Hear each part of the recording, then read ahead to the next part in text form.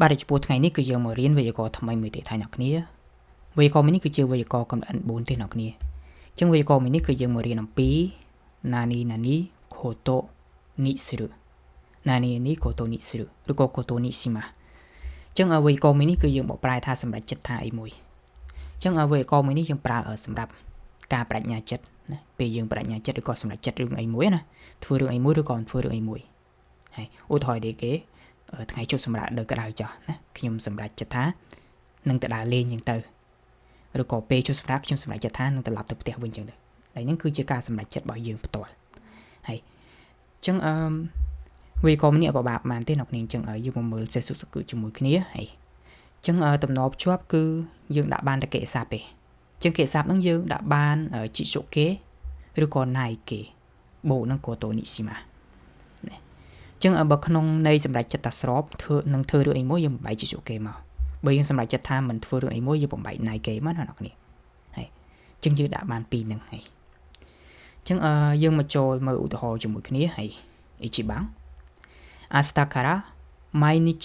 30分日本語を勉強することにしましたもう一度明日から毎日30分日本語を勉強することにしましたហ្នឹងចឹងស៊ីម៉ាស្តាយើងមានន័យថាបានសម្រេចអីមួយឬក៏រឿងហ្នឹងវាអតីតកាលយើងសម្រេចទុកយូរហើយយើងប្រើ master ណា master ក៏បានស៊ីម៉ាទេក៏បានអីទេវាអត់ខុសគ្នាប្រហែលទេចឹងបើយើងបកប្រែមិនថាគេណាចាប់ពីស្អែកទៅណាអស្តាការ៉ាចាប់ពីស្អែកទៅមិនដែរយើងសម្រេចថាម៉េចសម្រេចថានេះហុងហ្គោមានចូលស្រួលនឹងរៀនភាសាជប៉ុនរយៈពេលប្រហែល30នាទីជារៀងរាល់ថ្ងៃហើយឬក៏ដោយសារវាអត់មានប្រធានវ៉ាទេអញ្ចឹងយើងនិយាយពីក្រោយក៏បានដែរណាមានតែគេខ្ញុំសម្រេចចិត្តថានឹងរៀនភាសាជប៉ុន30នាទីជារៀងរាល់ថ្ងៃចាប់ពីស្អែកហ្នឹងទៅណាអញ្ចឹងស្អែកហ្នឹងយើងនឹងចាប់ផ្ដើមខំរៀនអញ្ចឹงទៅហើយចា次2番はい2番来年カンボジアへ帰ることにしますもう一度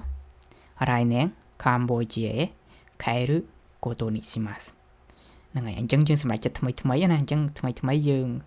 សម្រាប់ចិត្តភ្លាមនិយាយភ្លាមយើងប្រើស៊ីម៉ាហ្នឹងហើយបើស៊ីម៉ាស្តាវាមានន័យថាយើងសម្រាប់ចិត្តយូរហើយណាយើងទុកក្នុងចិត្តយូរហើយហើយប៉ុន្តែបើយើងនិយាយស៊ីម៉ាស្តាក៏មិនខុសអីគ្នាប្រហែលដែរអីទេអ្នកគ្នាជាងមិនតែគេខែឬណាខ្ញុំសម្រាប់ចិត្តថានឹងត្រឡប់ទៅប្រទេសកម្ពុជាវិញនៅឆ្នាំក្រោយはいじゃあ次はい3番今夜のパーティーには行かないことにしました今夜のパーティーには行かないことにしましたចឹងមកនេះវាមានថៃគេនៅពិធីជប់លៀងយប់ហ្នឹងនៅពិធីជប់លៀងយប់ហ្នឹងគឺសម្រាប់ចិត្តថាម៉េចគឺអត់ទៅទេ